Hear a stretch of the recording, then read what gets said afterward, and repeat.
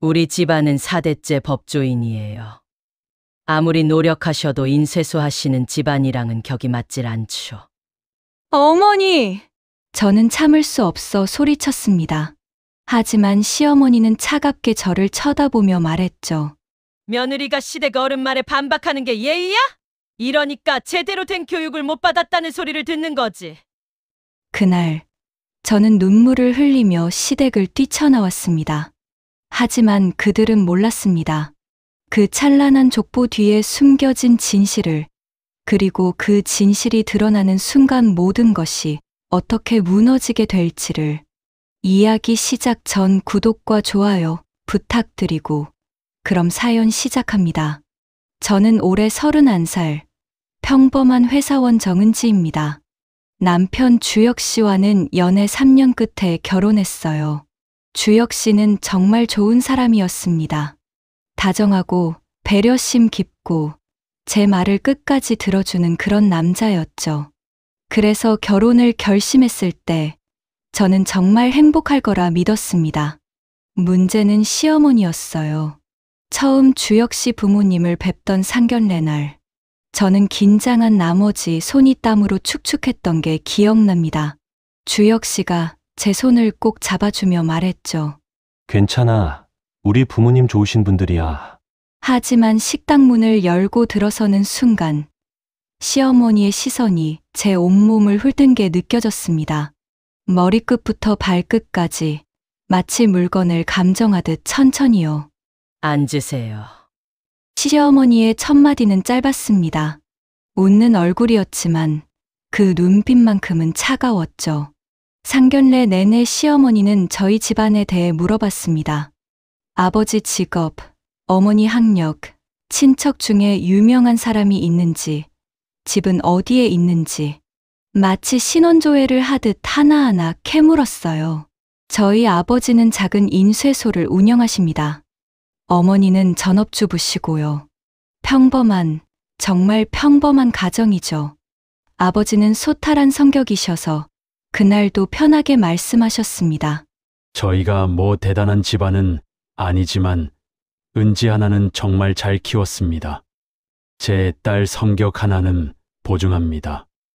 아버지의 그 말에 시어머니 입꼬리가 미세하게 올라갔습니다. 비웃는 것 같았어요. 그리고 천천히 입을 열었습니다. 그러시군요. 저희 집안은 4대째 법조계 명문가예요.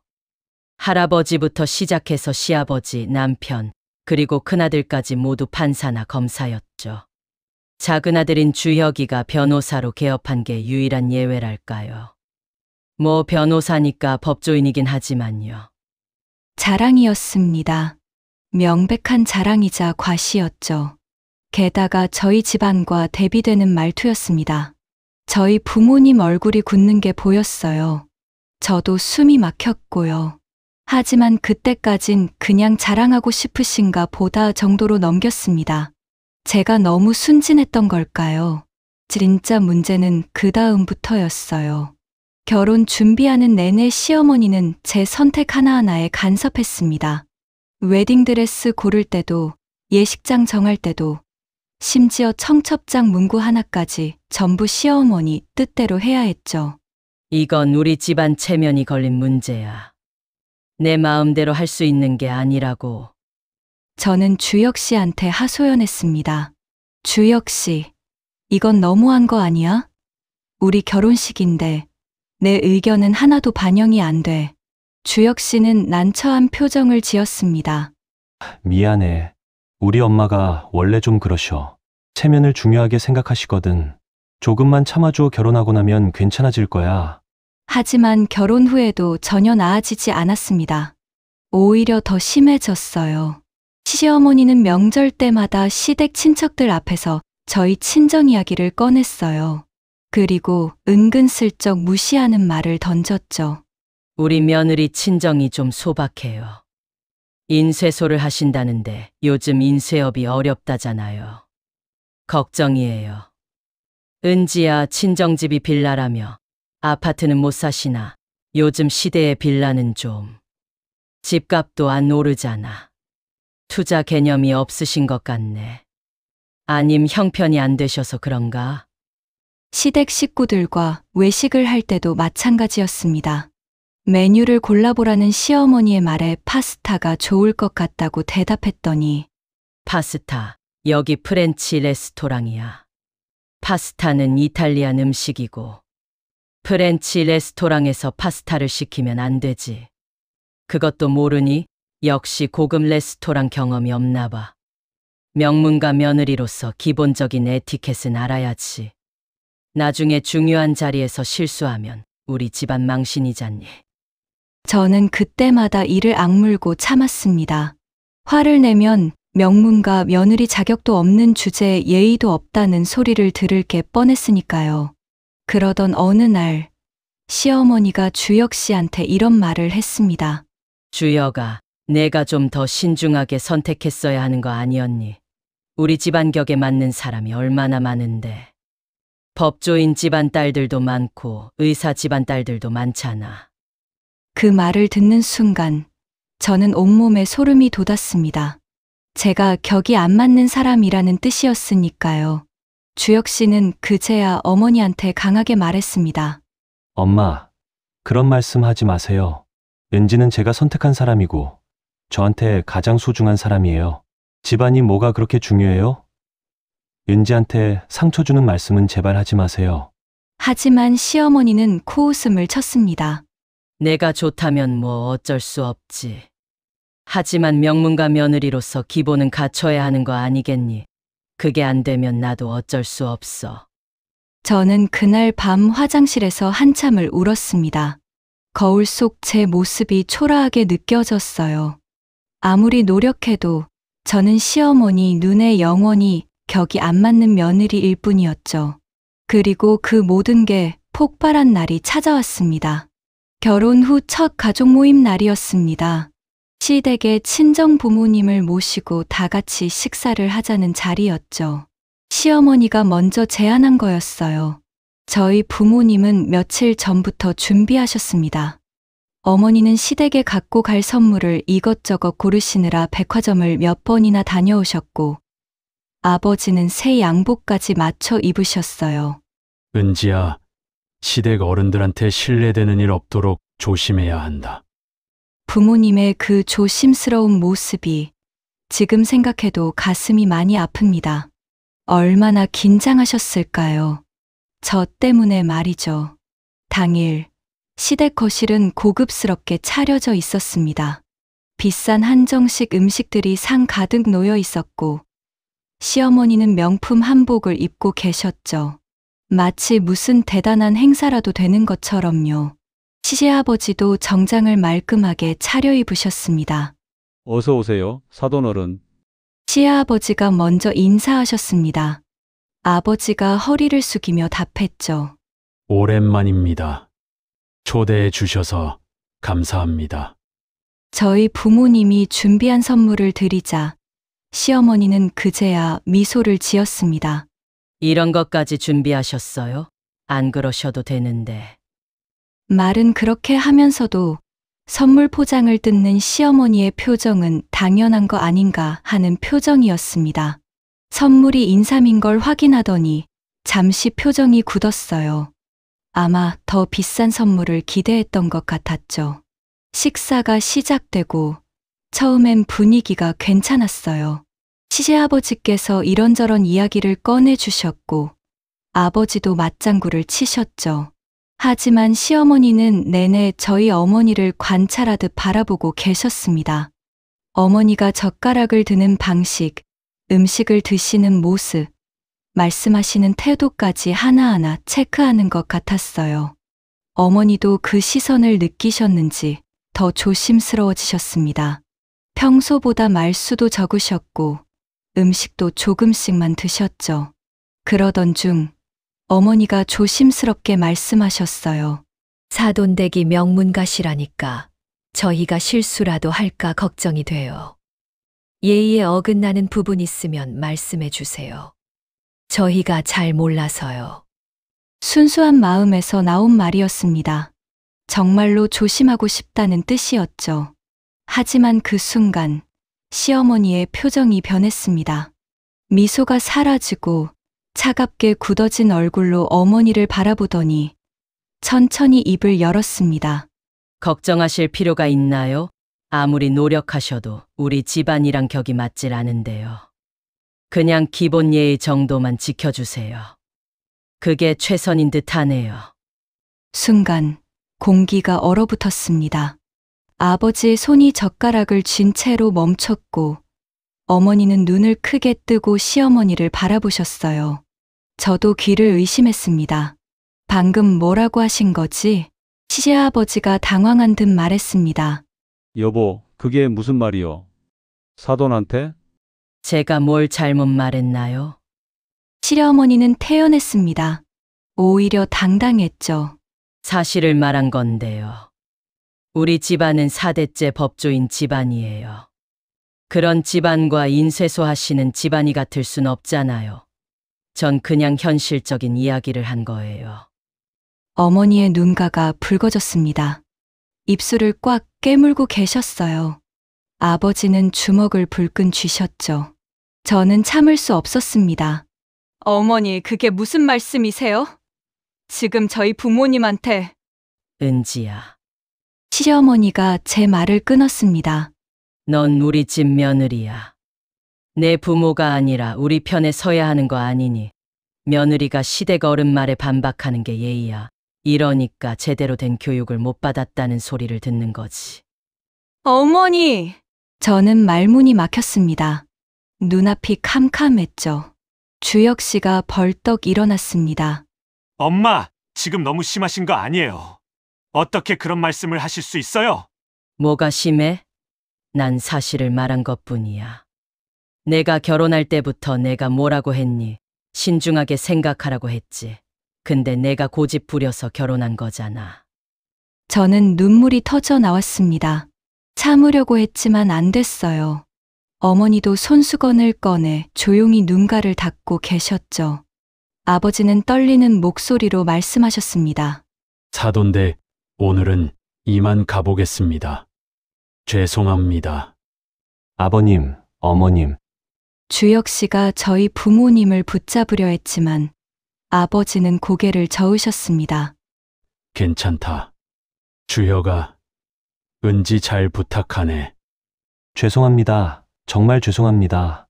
주혁 씨가 거듭 사과했지만 부모님은 그냥 나가셨습니다.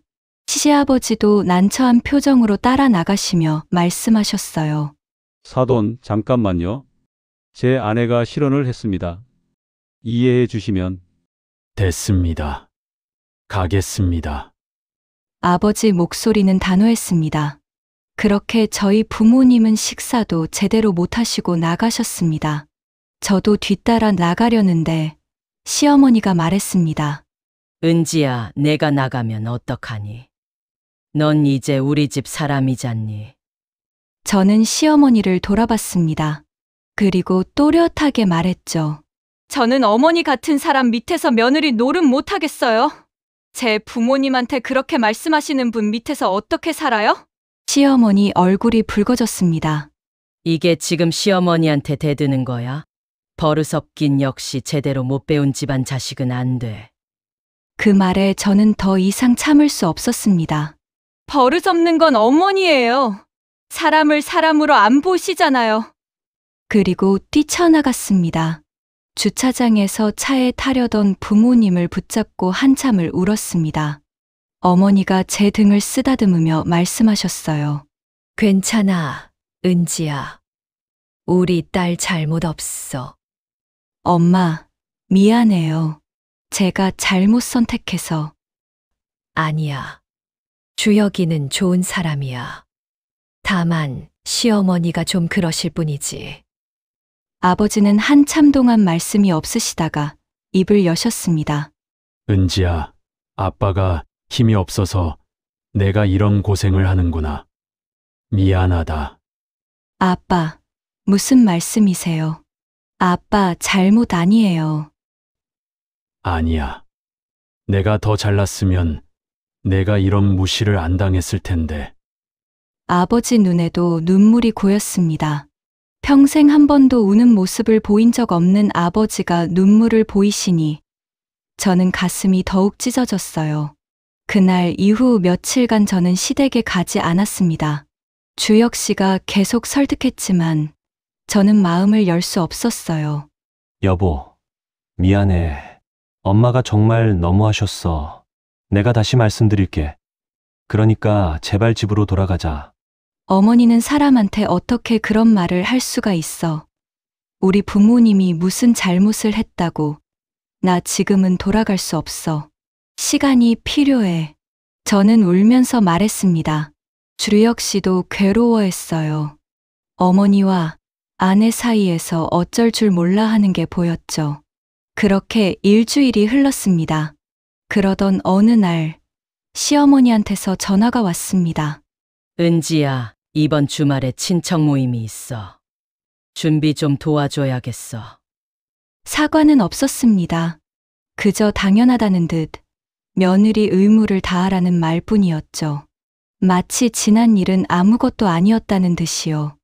어머니, 저는 은지야, 결혼했으면 며느리 도리는 해야지. 설마 친정에서 계속 있을 건 아니잖아. 이번 주말까지 오도록 해. 그리고 일방적으로 전화를 끊었습니다. 저는 그 전화를 받고 한참을 멍하니 있었습니다. 그리고 결심했어요.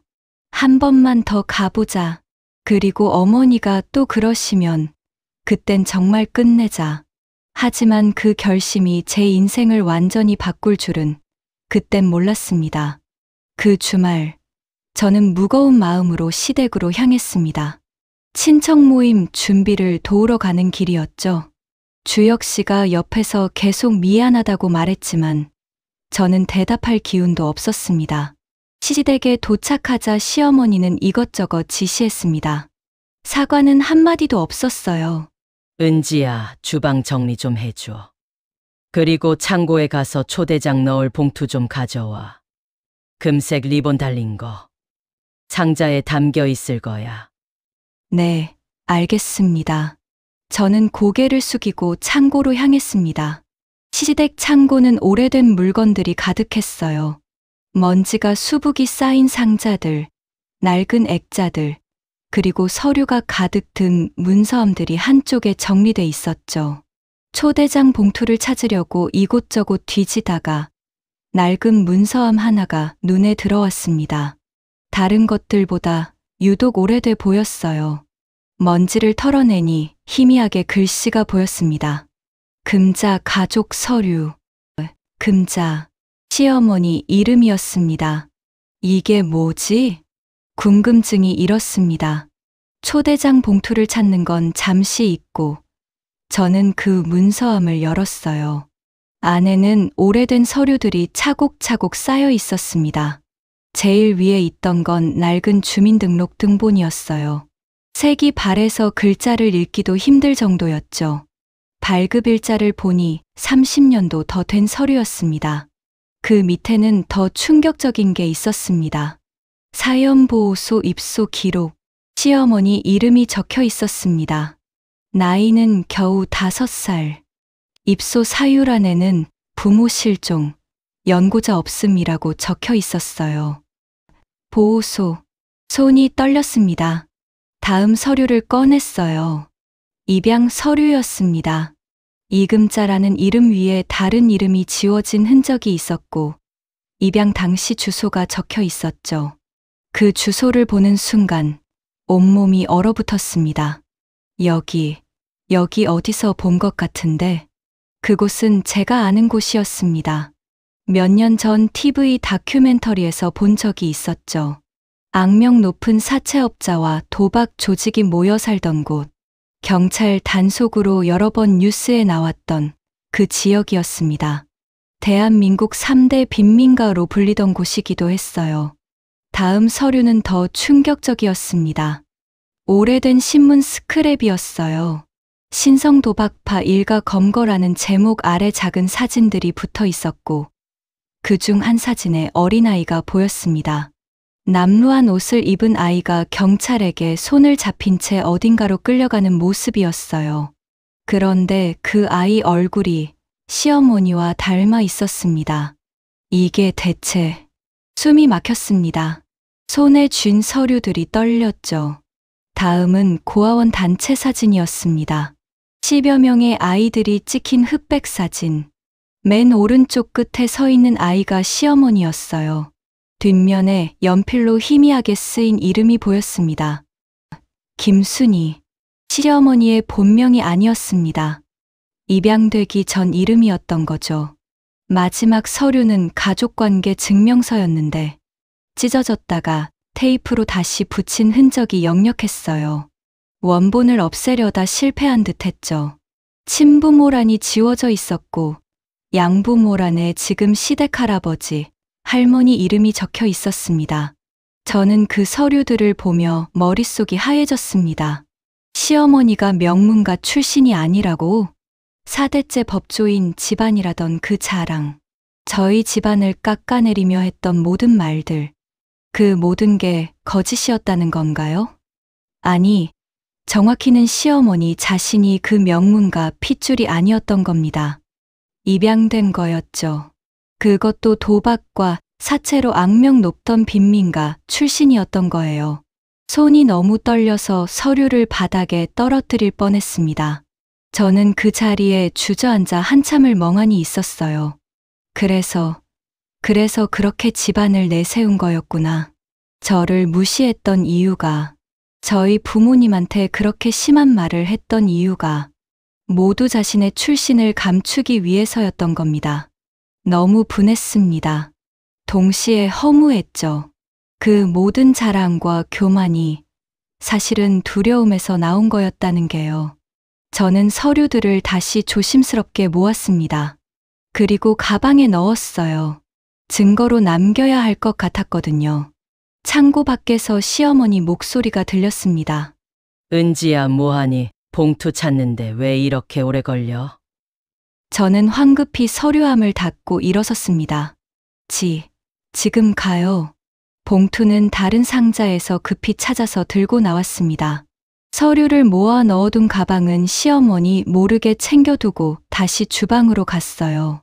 그날 친척 모임을 준비하는 내내 멍한 상태였습니다. 설거지를 하면서도 청소를 하면서도 머릿속은 온통 그 서류들 생각뿐이었죠. 집으로 돌아오는 차 안에서도 저는 아무 말도 하지 못했습니다.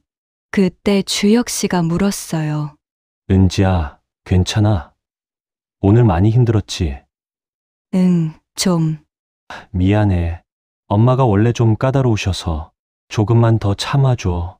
저는 창밖을 보며 생각했습니다. 까다로운 게 아니야. 두려워하는 거지. 자신의 과거가 들킬까봐. 그날 밤, 저는 잠을 이룰 수 없었습니다. 가방 속 서류들이 자꾸 떠올랐어요. 그리고 시어머니가 저희 부모님한테 했던 말들도요. 분노가 치밀어 올랐습니다. 동시에 슬픔도 느껴졌죠. 어쩌면 어머니도 피해자일지 몰라. 어린 시절 버려졌던 상처 때문에 그렇게 된 거라면. 하지만 그렇다고 해서 저희 가족을 모욕해도 되는 건 아니었습니다. 새벽 2시, 저는 결심했습니다. 주혁 씨한테 말해야 한다고요. 그리고 시어머니와도 대면해야 한다고요. 진실은 언제까지고 숨겨질 수 없으니까요. 다음 날 아침, 저는 주혁 씨가 출근하기 전에 말했습니다. 여보, 나가기 전에 잠깐만. 할 얘기가 있어. 뭔데? 표정이 엄청 심각한데? 저는 가방에서 서류 봉투를 꺼내 식탁 위에 올려놓았습니다. 주혁 씨는 의아한 표정으로 봉투를 바라봤죠. 이게 뭐야? 어제 시댁 창고에서 찾은 거야. 우연히 봐버렸어. 창고에서? 주혁 씨가 봉투를 열었습니다. 그리고 서류들을 하나씩 꺼내 보기 시작했어요. 처음엔 무심한 표정이었습니다. 하지만 점점 얼굴이 굳어지더니 손이 떨리기 시작했죠. 이게 엄마 이름이 왜 여기에? 보호소 기록을 보고 입양 서류를 보고 신문 스크랩을 봤습니다. 고아원 사진까지 본 주혁 씨는 의자에 털썩 주저앉았어요. 이럴 수가. 이게 대체 이거 진짜야? 응. 나도 처음엔 믿을 수 없었어. 근데 서류가 다 진짜야. 발급일자도 다 있고. 주혁 씨는 서류를 다시 펼쳐보며 손을 떨었습니다. 눈가가 붉어지더니 결국 눈물을 닦았죠. 엄마가 입양된 거였다고? 그것도 그런 곳에서. 응. 5살 때 보호소에 들어가서 7살에 지금 시댁 할아버지한테 입양됐대. 난 몰랐어. 전혀 몰랐다고. 주혁 씨는 머리를 감싸 쥐었습니다. 엄마가 맨날 우리 집안 4대째 법조인이라고 자랑하셨잖아. 근데 그게 엄마 이야기가 아니었던 거야? 입양된 거면 친가는 완전히 다른 집안이잖아. 맞아. 그래서 어머니가 그렇게 집안을 내세우셨던 것 같아. 자기 출신을 숨기려고. 주혁 씨는 한참을 말없이 서류를 바라봤습니다. 그러다 고개를 들어 저를 봤어요. 여보, 이걸 어떻게 해야 할까? 난 잘 모르겠어. 근데 여보, 어머니가 우리 부모님한테 했던 말 기억하지? 격이 안 맞는다고 했던 말. 응. 근데 정작 본인은 이런 과거를 숨기고 계신 거잖아. 이게 정당한 거야? 본인 출신은 숨기면서 남의 출신은 무시하는 게 맞는 거야? 주혁 씨는 대답하지 못했습니다. 얼굴이 창백했죠. 그날 저녁, 주혁 씨는 저에게 말했습니다. 여보, 당신 부모님께도 이 사실을 알려드려야 할 것 같아. 왜? 장인어른, 장모님이 받은 모욕이 얼마나 컸는데 적어도 진실은 아셔야 하는 거 아니야? 그래야 마음이 좀 풀리시지 않을까? 저는 고민했습니다. 부모님한테 이 사실을 알리는 게 맞는 걸까요? 하지만 주혁 씨 말이 맞았습니다. 저희 부모님은 알 권리가 있었죠. 며칠 뒤, 저는 친정에 찾아갔습니다. 주혁 씨도 함께였어요. 부모님은 사위가 함께 온 걸 보고 좋아하셨지만 저희 표정이 심상치 않은 걸 눈치채셨습니다. 은지야, 무슨 일이니? 표정이 왜 그러니? 또 시댁에서 무슨 일 있었니? 엄마, 아빠 보여드릴 게 있어요. 저는 서류 봉투를 꺼냈습니다. 그리고 하나하나 설명했죠. 어머니는 서류를 보시더니 손으로 입을 막으셨습니다. 아버지는 한참 동안 아무 말씀도 하지 못하셨어요. 이게 사돈댁 이야기야? 정말. 네. 시어머니가 어렸을 때 보호소에 계셨고 입양되신 거예요. 친가는 도박과 사채로 악명 높던 빈민가 출신이고요. 어머니가 눈물을 닦으셨습니다. 그래서 우릴 그렇게 무시한 거구나. 본인 과거가 부끄러워서 그래서 먼저 남을 깎아내린 거였어. 아버지는 한숨을 깊게 내쉬셨습니다. 사람이 그럴 수가 있나. 본인은 이런 과거를 숨기면서 남의 집안은 그렇게 깎아내리고. 아버님, 죄송합니다. 제가 미리 알았더라면 이런 일이 없었을 텐데. 주혁 씨가 고개를 숙였지만 아버지는 손을 저으셨어요. 주혁이 잘못이 아니야. 너희 어머니 문제지. 어머니가 저를 안아주셨습니다. 은지야, 많이 힘들었겠다. 그런데 이제 어쩔 거니? 모르겠어요, 엄마. 어머니한테 이 사실을 말해야 할지. 주혁 씨가 말했습니다. 말씀드려야 할 것 같아요. 장인어른, 장모님께서 받으신 모욕에 대해 엄마가 사과하셔야 합니다.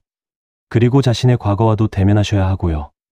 아버지는 고개를 끄덕이셨습니다. 그래. 사과는 받아야지. 우리가 무시당할 이유가 없으니까. 그렇게 저희는 시어머니와의 대면을 준비하기 시작했습니다. 며칠 뒤 다시 시댁에서 모임이 있었습니다. 시어머니가 친척 초대를 위해 마련한 자리였죠. 저희 부부도 참석했고 시아버지도 계셨습니다. 몇몇 친척들도 와 있었어요. 식탁에 앉는 순간 저는 심장이 두근거렸습니다. 가방 안에 든 서류 봉투가 계속 신경 쓰였죠. 주혁 씨가 제 손을 꼭 잡아줬습니다. 괜찮아라는 눈빛이었어요. 식사가 시작되고 시어머니는 여전히 자신의 집안 이야기를 꺼냈습니다. 이번에 큰 조카가 사법연수원 수료했어. 우리 집안에 또 한 명의 판사가 나오는 거지. 정말 자랑스러워. 시아버지도 맞장구를 치셨고 몇몇 친척들도 축하한다며 박수를 쳤습니다. 그 모습을 보며 저는 가슴이 답답했습니다. 저 사람들은 알까요? 시어머니의 진짜 과거를요? 그때 주혁 씨가 조용히 말했습니다. 엄마, 잠깐 드릴 말씀이 있어요. 뭔데? 식사 중인데. 중요한 얘기예요.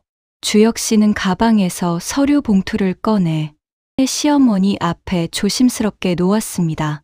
시어머니는 봉투를 보는 순간 얼굴이 하얗게 질렸습니다. 이게 뭐니? 엄마가 숨기신 것들이요. 뭐, 시어머니는 봉투를 집어 들었습니다. 손이 떨리는 게 보였어요.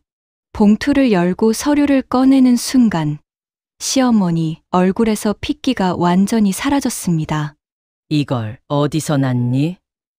목소리가 떨렸습니다. 창고에 있었어요. 은지가 행사 준비하다가 우연히 찾았죠. 우연히 남의 물건을 뒤지는 게 어디 있어? 시어머니가 소리쳤지만 주혁 씨는 침착했습니다. 엄마, 그게 중요한 게 아니에요. 중요한 건 엄마가 이 과거를 숨기고 계셨다는 거죠. 시아버지가 끼어들었습니다. 그게 무슨 서류인데 그래? 나도 좀 보자. 주혁 씨가 설명했습니다. 아버지, 어머니는 입양되신 거였어요. 5살 때 보호소에 들어가셨고 7살에 우리 할아버지한테 입양되셨대요. 본명은 김순이고요. 뭐? 시아버지도 놀란 표정이었습니다. 나는 전혀 몰랐는데 여보, 그게 사실이요? 시어머니는 대답하지 못했습니다. 그저 고개를 숙이고 떨기만 했죠. 주혁 씨가 계속 말했습니다. 엄마 친가는 사채업과 도박으로 악명 높던 동네였어요. 그래서 보호소로 보내진 거고요. 그런 과거를 숨기기 위해 엄마는 우리 집안을 내세우셨던 거죠. 4대째 법조인이라고. 근데 그건 엄마 이야기가 아니었잖아요. 엄마는 입양된 거니까. 그만해. 시어머니가 신음하듯 말했습니다. 제발 그만해. 그건 내가 살기 위해 지워버린 과거야. 왜 그걸 파헤치는 거야? 엄마, 과거를 파헤치려는 게 아니에요. 다만 엄마가 그 과거를 숨기기 위해 다른 사람들을 어떻게 대했는지를 말하고 싶은 거예요. 저는 처음으로 시어머니를 똑바로 바라보며 말했습니다. 어머니, 저는 어머니 과거를 비난하려는 게 아니에요. 그럼 뭐야? 이걸 꺼내는 게 비난이 아니고 뭐야? 시어머니가 울먹이며 소리쳤습니다. 하지만 어머니, 그 과거를 숨기기 위해 저희 부모님을 깎아내리신 건 잘못이에요. 어떻게 그런 말씀을 하실 수가 있어요? 격이 안 맞는다고, 아무리 노력해도 소용없다고. 시어머니는 눈물을 흘리며 고개를 저었습니다. 난 그냥 내 과거가 들킬까봐 두려웠어. 사람들이 알면 나를 무시할까봐. 그래서 먼저 남을 무시하신 거예요? 제 목소리가 떨렸습니다. 어머니, 제 부모님이 무슨 잘못을 했어요? 명문가가 아니라는 이유로 격이 안 맞는다고 그렇게 모욕하셨잖아요. 근데 정작 어머니는 그 명문가 핏줄도 아니셨잖아요. 여보. 주혁 씨가 저를 말렸지만 저는 멈출 수 없었습니다. 어머니 출신이 사람을 만드는 게 아니에요. 근데 어머니는 그걸 누구보다 잘하셨어야 했어요. 어머니 스스로가 그 출신 때문에 평생 숨어 사셨잖아요. 시어머니는 바닥에 주저앉아 울기 시작했습니다. 미안해. 난 그냥 내가 버려졌던 게 너무 싫었어. 가난하고 천한 곳에서 태어난 게 너무 부끄러웠어. 시아버지가 시어머니를 부축하려 했지만 시어머니는 손을 뿌리쳤습니다. 건드리지 마. 난 더러운 핏줄이야. 도박꾼의 자식이라고. 모두가 날 무시할 거야. 저는 시어머니를 보며 가슴이 아팠습니다. 미워해야 할 사람인데 저렇게 무너지는 모습을 보니 측은함이 느껴졌어요. 주혁 씨가 시어머니 옆에 무릎을 꿇고 말했습니다. 엄마, 아무도 엄마를 무시하지 않아요. 다만 잘못하신 건 인정하셔야 해요. 잘못? 내가 뭘 잘못했어? 살아남으려고 발버둥 친 게 잘못이야? 은진의 부모님한테 사과하셔야 해요. 그분들은 아무 잘못도 없으셨어요. 단지 명문가가 아니라는 이유로 모욕당하셨어요. 시어머니는 한참을 울다가 고개를 들어 저를 봤습니다. 은지야, 내 부모님한테 정말 미안하다고 전해줘. 어머니가 직접 말씀하셔야죠. 난 못해 그분들 앞에 어떻게 서 내가 그렇게 무시했는데. 그래도 하셔야 해요. 그게 최소한의 예의예요. 시어머니는 고개를 떨궜습니다. 시아버지가 한숨을 쉬며 말씀하셨어요. 여보, 주혁이 말이 맞소. 사과는 해야지. 당신이 너무 심하게 했잖소. 당신도 나한테 그러는 거야? 나 혼자 나쁜 사람이야? 그런 게 아니라 잘못은 인정해야 한다는 거요. 그날 대화는 거기서 끝났습니다. 시어머니는 더 이상 말을 하지 않았고 저희도 더 이상 밀어붙일 수 없었어요. 저희는 조용히 시댁을 나왔습니다. 여보, 괜찮아? 응. 그런데 이제 난 어떻게 해야 할지 모르겠어. 주혁 씨가 저를 안아줬습니다. 괜찮아. 시간이 필요할 거야. 엄마도, 우리도. 그날 밤, 저는 부모님한테 전화했습니다. 엄마, 시어머니한테 다 말했어. 그래. 어떻게 됐니? 많이 우셨어.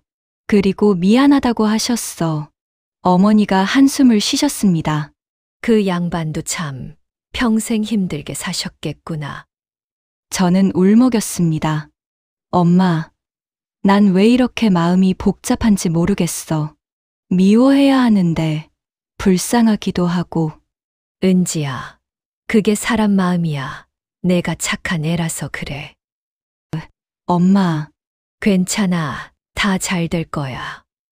하지만 일은 저희가 생각한 것보다 훨씬 더 심각하게 흘러갔습니다. 그날 이후 시어머니는 급격하게 무너져 내렸습니다.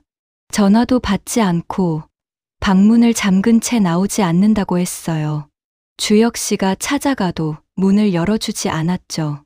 일주일째 되던 날, 그날도 주혁 씨가 시댁에 갔습니다. 엄마, 나야 문 좀 열어줘. 식사라도 하셔야지. 어쩐 일인지 그날은 방 안에서 시어머니 목소리가 들렸습니다. 가지 마. 날 혼자 내버려둬, 제발. 시어머니의 목소리가 이상했습니다. 평소와 달랐어요. 엄마, 괜찮으세요? 문 좀 열어보세요. 싫어, 나 여기 있을래. 아무도 날 찾지 마. 주혁 씨는 걱정이 돼서 시아버지를 불렀고 둘이서 문을 열었습니다. 방 안은 엉망이었어요. 옷가지가 사방에 흩어져 있었고 시어머니는 구석에 웅크리고 앉아 있었습니다. 엄마, 주혁 씨가 달려갔지만 시어머니는 주혁 씨를 알아보지 못하는 것 같았어요. 누구세요? 여기 어디예요? 엄마, 나야 주혁이. 주혁이가 누구예요? 전순이에요, 김순이? 주혁 씨는 그 말에 얼어붙었습니다. 김순이, 시어머니의 본명, 입양되기 전 이름이었습니다. 엄마, 정신 차리세요. 여기 집이에요. 전 집이 없어요. 저는 보호소에 있어요. 밥은 언제 나와요? 배고파요. 시어머니는 어린아이처럼 중얼거렸습니다. 아주 불안정한 상태였죠. 일주일 후 시아버지한테서 급한 전화가 왔습니다. 주혁아, 엄마가 이상해. 빨리 와봐. 저희는 급히 시댁으로 달려갔습니다. 거실에 앉아 있는 시어머니를 보는 순간 저는 숨이 멎는 줄 알았습니다. 시어머니는 낡은 옷을 입고 바닥에 쪼그려 앉아 있었어요. 그리고 중얼거리고 있었습니다. 밥은 언제 나와요? 배고파요. 엄마, 주혁 씨가 다가갔지만 시어머니는 여전히 주혁 씨를 알아보지 못했습니다. 누구세요? 여기 선생님이세요? 엄마, 나야 아들 주혁이. 주혁이? 전 아들이 없어요. 전순이에요, 김순이. 시아버지가 떨리는 목소리로 말했습니다. 병원에 갔더니 스트레스성 치매래. 과거로 퇴행했다고. 큰 충격을 받으면 이렇게 급격하게 진행되는 경우가 있다는데, 치매요. 응급하게 진행되는 경우가 있다는데 엄마가 그런 케이스래. 엄마가 평생 억눌러 온 과거가 드러나면서 정신이 버티질 못한 것 같아. 시어머니는 계속 바닥을 바라보며 중얼거렸습니다. 저 착하게 할게요. 제발 저 버리지 마세요. 전 착한 아이예요. 밥 적게 먹을게요. 말도 안 할게요. 그러니까 제발 저 데리고 가주세요. 눈물이 흘렀습니다. 시어머니가, 그렇게 강하고 교만하던 시어머니가 이제는 고아원 시절의 어린아이로 돌아가 있었습니다. 주혁 씨가 무릎을 꿇고 어머니를 안았습니다. 엄마, 아무도 엄마 안 버려 괜찮아. 하지만 시어머니는 주혁 씨를 밀쳐냈습니다. 건드리지 마세요. 전 더러운 애예요. 다들 절 싫어해요. 그 모습을 보며 저는 가슴이 무너져 내렸습니다. 시어머니가 평생 숨기고 싶었던 그 과거가 결국 시어머니를 삼켜버린 겁니다. 며칠 후 시어머니는 요양병원에 입원했습니다. 저희는 면회를 갔지만 시어머니는 여전히 아무도 알아보지 못했어요.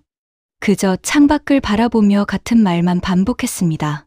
저 착하게 할게요. 제발 저 버리지 마세요. 주혁 씨가 어머니 손을 잡았습니다. 엄마, 난 엄마 아들 주혁이야. 엄마 안 버려 절대 안 버린다고. 하지만 시어머니는 반응이 없었습니다. 그저 멍하니 창밖만 바라볼 뿐이었죠. 돌아오는 차 안에서 주혁 씨가 울었습니다. 여보, 우리가 잘못한 걸까? 아니야, 여보. 우린 잘못 안 했어. 어머니가 먼저 우리 부모님을 모욕하셨잖아. 그래도 이건 너무 가혹한 거 아니야? 맞아. 너무 가혹해. 근데 이건 우리 잘못이 아니야. 어머니가 평생 과거를 숨기고 그 과거 때문에 남을 무시하면서 사신 게 문제였어. 주혁 씨는 대답하지 못했어요. 저는 창밖을 바라봤습니다.